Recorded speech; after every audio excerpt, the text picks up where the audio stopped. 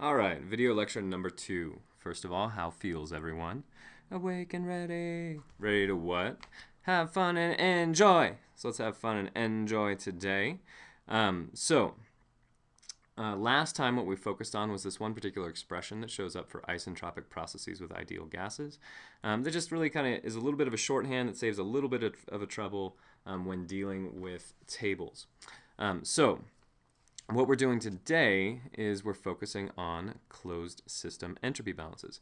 And this is going to be really similar to the energy balance stuff we did before. Remember that energy balances were a way to link changes in properties to transfers, right? So when we were dealing with energy balances, we said, all right, we can use, if we know the amount of energy that's being transferred, we can use that to figure out the change in the energy of a substance, which we can then use to figure out properties. Or if we measure properties, we can use those to figure out the change in energy of the substance, and then we can use that change in energy to figure out how much energy must have been transferred to cause that change in energy. We're going to do the same thing now, just with entropy. So we're going to have different ways that we can transfer entropy, and we're going to use those transfers to figure out what the change in entropy property has to be. And we're going to be able to use properties to determine what the change in entropy was, and we're going to be able to use that to figure out how much entropy must have gotten transferred. There is, however, one big difference.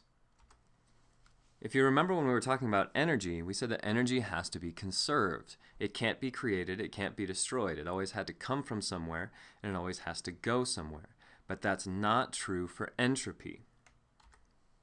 Because entropy, on the other hand, can be created. Okay? The fact that we can create it makes it a little bit of a different scenario. All right? So, remember, how do we cause entropy creation? Somebody, answer the question. Answer it to yourself. You're probably at home by yourself, or maybe your roommates are around. Just go ahead and yell out the answer anyway. Let your roommates look at you like you're weird. It's okay to be weird, by the way. You got to embrace it sometimes. So, entropy can be created. How is it created? Through irreversibilities. Remember, irreversibilities are those lost opportunities to do something useful, wasted energy, wasted work, where we've taken the ability to do something and we've just thrown it away. Okay? And irreversibilities contribute to the destruction of the universe because they cause that irreversible increase in entropy. All right, so I can derive this expression in two different ways. And so if either one of them makes more sense to you than the other, then just focus on that one. It doesn't really matter. And even if you don't understand the derivation at all, it doesn't really matter. The main point is to understand how to use the equation that you get at the end of the day. So let's start with the first approach. All right, so the first approach to deriving the closed system entropy balance. Let's start with the basic definition of entropy. Remember, this is probably a thing that didn't make any sense from a couple weeks ago. But the basic definition of entropy is that the change in entropy is equal to the integral of heat transfer over temperature. And the reason that it has to be in an integral is that, remember, if you transfer heat into something, the temperature might change. And so you can't just take an amount of heat transfer divided by a temperature, because what's the temperature? If the temperature was different at the beginning than the end, which temperature do you use? And so that's why the idea is that you split it up into an integral where you're adding little chunks of heat and dividing by the temperature at that time that little chunk of heat was added. Anyway, so change in entropy is equal to that integral, but only for a reversible process. And in reality, the change in entropy is not equal to that integral because most real processes are irreversible. Okay? So the definition of entropy is related to that reversible integral, but reversible processes don't really happen, and so as a result, the change in entropy, and by the way, there are ways to measure changes in entropy using a number of different means, but the change in entropy is not going to be equal to that integral. So, what do we know about that integral? Well, remember that if you had a cycle, that integral had to be equal to 0. You may or may not remember that. But if you check your notes from a couple weeks ago, you'll see that that's the case. But if you don't have reversible processes, if you have irreversibilities, if you have real processes, which are always irreversible, what you end up with is a negative value when you take that integral over a cycle. All right, and we called that negative value sigma. Okay, so sigma by definition has to be a positive number because the integral has to be negative, and we said the integral is equal to negative sigma. So let's use this knowledge and go another step further. I think the easiest way to think about this is as though each step in a process, it's like a little bit of negative sigma gets accumulated every time you have an irreversibility. So instead of being able to come back to where you started, you come back to where you started, but you picked up some negative sigma along the way. And that's for a cycle. But that means that sort of each little step along the cycle is picking up and accumulating a little bit of negative sigma. It's accumulating a little bit of entropy because of those irreversibilities. And so the easiest way to think about this, I think, is that if you say the integral for an irreversible process is equal to the integral for a reversible process plus the little bits of entropy accumulation that you pick up along the way due to those irreversibilities. So it's kind of like that sigma is almost like a correction factor. Sigma is the difference between what the integral would be if it were a perfect reversible process and what the real integral actually is because the process is irreversible. All right? Now, the next thing to notice is that this integral here for the reversible cycle, by definition, this is your change in entropy. Okay? So if we just rearrange this equation a little bit, what we get is that S2 minus S1 is equal to the integral of dq over t for the irreversible real process plus sigma, because this sigma is going to move to the other side of the equation.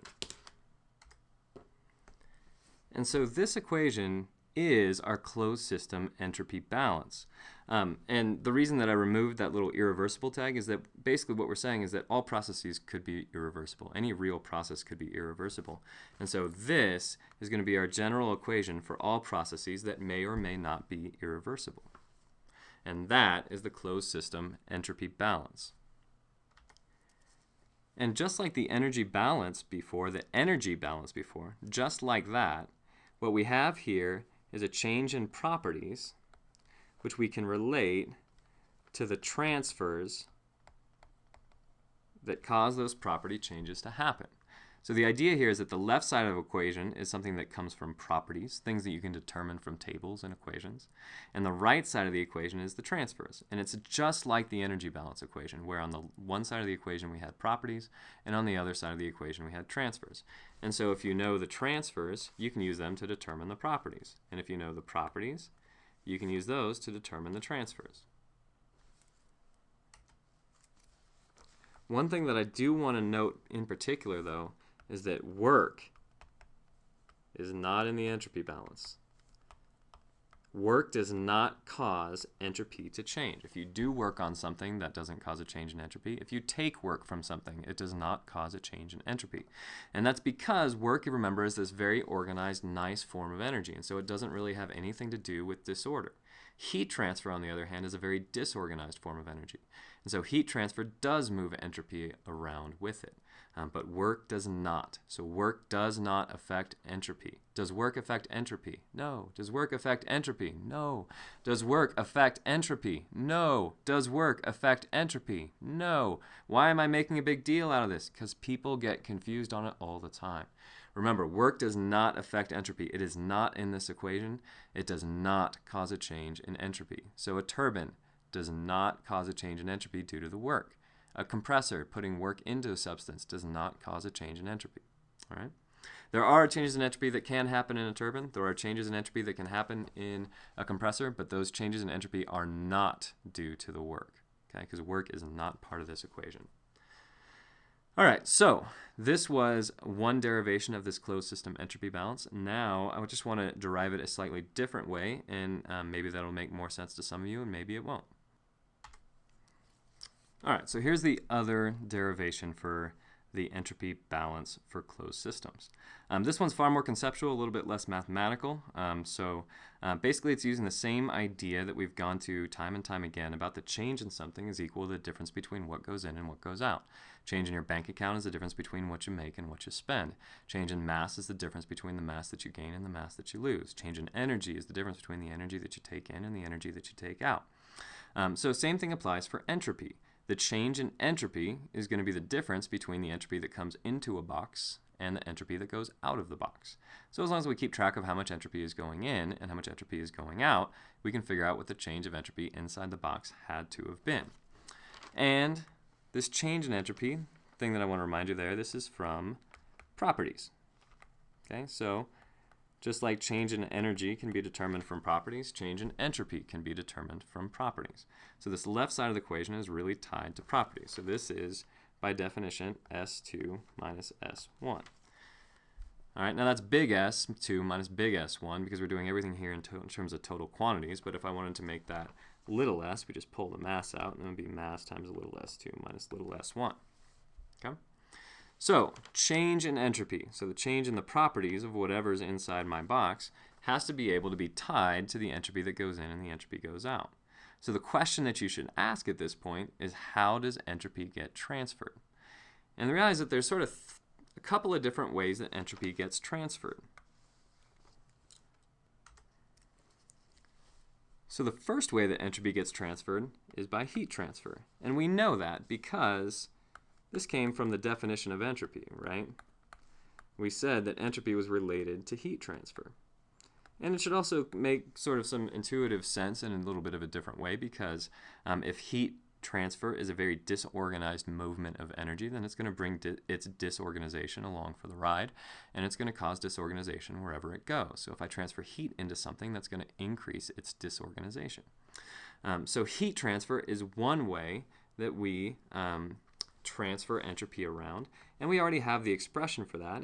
It's equal to the integral of dq over t. Okay, so that is how entropy gets transferred around by heat transfer. Another way that we can move entropy around is by mass transfer, right? Because mass has entropy. Every substance has entropy, and so if mass moves around, it brings its entropy along with it, just like mass moving around brings its energy along with it. Okay, so mass moving around is going to move entropy along for the ride. But in this case, we have a closed system. So mass transfer doesn't happen because mass transfer only applies for open systems. So we don't have to deal with that form of transfer. Okay, another way that we can transfer entropy around is through irreversibilities. And that's not so much a transferring of energy around, but it's the creation of entropy out of nothing, right? It's a way that you could increase the entropy of whatever's inside your box. If you have irreversibilities inside your box, entropy is going to get created out of nothing, and the entropy has to rise. So entropy generation through irreversibilities is another way that entropy could change. So let's add that in. And sigma is the term we use for irreversibilities. And remember, as we just discussed, work doesn't play a part because work is a nice organized form of energy. It's a useful form of energy. It's a convertible form of energy. And so work doesn't cause disorder, nor does it take disorder away. So that's why work isn't part of this equation, and we're now done. And we have now derived the exact same expression that we had before, with the one exception being here I split the mass out, whereas before I had not split the mass out. But this is the exact same expression, and this is our closed system entropy balance. All right, so let me make a few comments about this equation and what to do with it. First comment is about sigma. And for sigma, what I want you to understand is that there's only two scenarios. Scenario A, it's equal to 0. Okay? When would it be equal to 0? Take a second and think about it.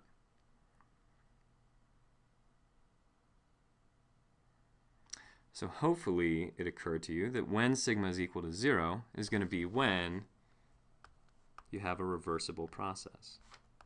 Because that's what reversible means, right? Reversible means no irreversibilities. If there's no irreversibilities, you can't have entropy generation. If there's no entropy generation, sigma has to be equal to 0. So that's one scenario. One scenario is that you know it and it's equal to 0. The other scenario is that you're solving for it using the entropy balance. Okay, you cannot predict sigma through any theoretical means. There is no way to guess it, there's no way to calculate it other than through this equation. So the only way you get sigma is if you know that it's equal to 0, or if you use this equation to figure out what it must be. Okay, because remember, it's like a correction factor between the properties over here and the integral of the heat transfer. Okay? It's a correction factor between those two things. So the only way to calculate it is if you know both the properties and the integral, and the difference between the two has to be what sigma is. That's it. Those are your only two scenarios. It's either known and it's equal to 0, or it's unknown and it's what you're solving for using this equation. All right, second comment is about this integral of dq over t, which you should be equally confused by as you're trying to figure out what to do with it. And again, there's really only two scenarios.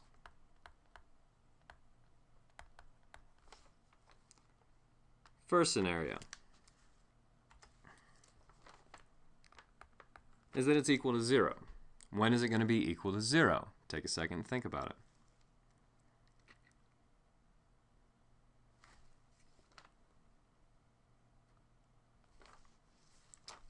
All right, well, hopefully what you figured out is that it would be equal to 0 when your system is insulated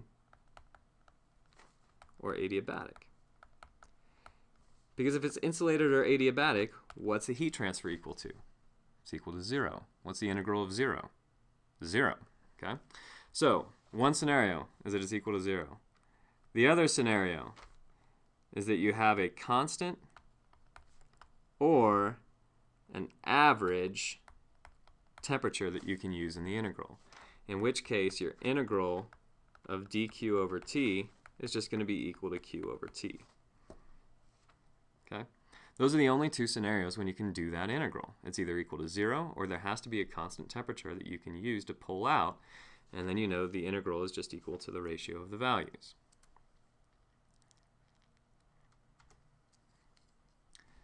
All right, third comment, again about sigma.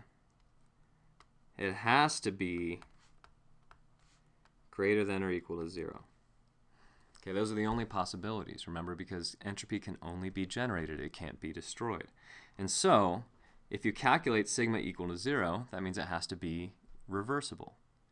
If you calculate sigma greater than 0, that means it's irreversible. There's irreversibilities there. If you calculate sigma less than 0, there's two possibilities. One possibility is that you did something wrong. The other possibility is that whatever scenario you were given is thermodynamically impossible. Okay? And that'll be some of the questions that you're going to get on the homework and things like that, is they'll say, hey, here's some properties and stuff, and here's a scenario, here's a thermodynamic process, calculate, and they'll ask you, is it possible? And the question of is it possible, what you have to do is you have to come down here and calculate sigma and determine whether or not it's greater than or equal to 0. Because if it's less than 0, it's not possible. And remember, the second law of thermodynamics is really tied into that question of is it possible? Because the second law of thermodynamics says, hey, there are certain ways that things happen and they don't happen other ways. And one of the things about it is that entropy cannot be destroyed. And so if you get sigma less than 0, then that means that it's impossible. Now, to be clear, though, and I'll show this a little bit more clearly in a second, that does not mean that entropy never goes down. Entropy absolutely can go down. What it means is that entropy can't be destroyed. The way entropy goes down is if you move it somewhere else. So I'll hopefully show that in a second.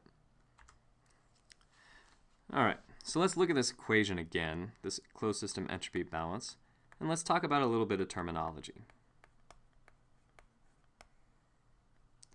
If I tell you that something is isentropic, what does that mean? Does that say anything about irreversibilities? Does that say anything about heat transfer? No, it doesn't. Isentropic is only about properties. And in particular, what it means is that S2 minus S1 is equal to 0. So if I tell you that a process is isentropic, the only thing that that has to do with is this left side of the equation here. Now, let's look at another term, adiabatic.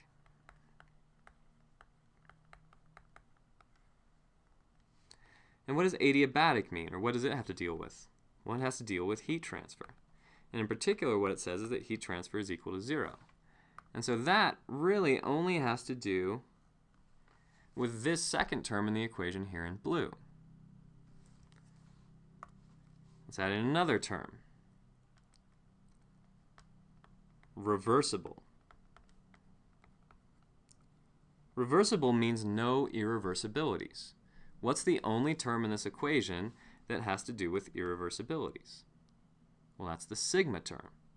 And so if something is reversible, then what does sigma have to equal? Well, it has to equal 0. Because if it's reversible, there's no entropy generation. So again, that deals only with this term in the equation over here at the end. All right? So each one of these terms only deals with one of the 3 terms in the equation.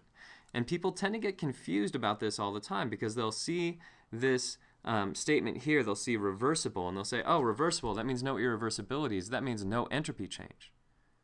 But that doesn't have anything to do with entropy change. Reversible only has to do with sigma. Can you still have an entropy change? Yeah. You could have an entropy change here if you had heat transfer. Okay, so reversible does not mean isentropic. Reversible only means that sigma equals 0.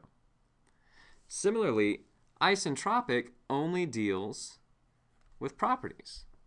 If I tell you that something is isentropic, that only means that entropy doesn't change. That doesn't mean that it's reversible. Well, how could it be irreversible? Well, what if you had irreversibility, so sigma was some positive number? Well, if you had heat transfer out, you could have heat transfer out to compensate for those irreversibilities. If you had heat transfer out, compensating for these irreversibilities, these things could cancel out. And if they cancel out, then you could still get an isentropic process. All right? Ask you guys a question. Can entropy go down? I want you to take a second and really think about this. I want you to actually, put this thing on pause if you need to, because this is a question that will show up on the exam. I promise you. Okay? And it's a question that confuses students all the time. Can entropy go down? If you have a box, can the entropy of whatever's inside your box decrease? Think about it.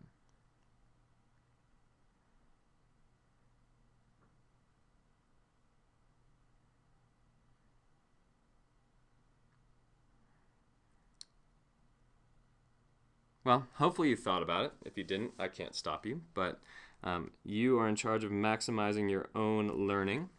And hopefully what you came to, though, is that the answer to the question, can entropy of whatever's inside your box go down? The answer is absolutely yes, it can. And some of you might be thinking, no, how is that possible? You said that entropy can't be destroyed and entropy has to always go up. And well, that's true. Entropy of the universe always has to go up, but that doesn't mean the entropy inside your box has to go up. Because you can always move entropy around, in particular by heat transfer. If you have heat transfer out, so heat transfer leaves your system, this term is going to be negative. And if that term is negative, then you absolutely can have a negative change in entropy. Okay? So entropy can go down. It absolutely can, because heat transfer can go out. But if heat transfer goes out, then that means that heat had to get transferred somewhere. And so what happened isn't that the entropy got destroyed. What happened is that the entropy got moved from inside your box to the outside of your box. The entropy didn't disappear. It just moved outside of your box. And since it's not inside your box, you're not really worrying about it anymore. Because this change in properties, this change in entropy, is the change in entropy of whatever is inside your box. Okay? And so if the entropy got moved outside of your box, well, then the entropy inside your box can go down. So entropy absolutely can go down. It can go down with a heat transfer out. So even though sigma always has to be positive, that doesn't mean that change in entropy always has to be positive as well. All right. That is all that I want to say about closed system entropy balances. There are some good examples in the book, and hopefully the TAs are going to do some examples for you as well. But I hope that helped, and always remember to have fun and enjoy.